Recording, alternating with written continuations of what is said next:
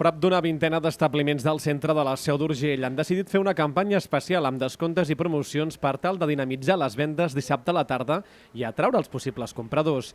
Amb aquesta mesura es vol recuperar part del públic que dissabte a la tarda opta per desplaçar-se a Andorra a comprar o turistes que es troben la gran majoria d'establiments de la ciutat tancats. Doncs mira, hem decidit fer aquesta iniciativa per dinamitzar una mica el carrer Major, perquè la gent es pensa que el carrer Major a la tarda és mort dels dissabtes i no obren les botigues, i obrim moltes botigues.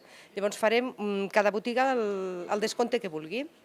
I així a veure si es veu una mica d'animat, perquè la veritat és que fa pena el carrer Major els dissabtes a la tarda, i jo crec que haurien d'obrir més botigues i així la gent vindria una mica més a comprar a tot arreu per repartir una mica la feina. És el problema que tenim, que la meitat estem tancats i la gent ens marxen fora o compten amb que ja no tenim ni obert.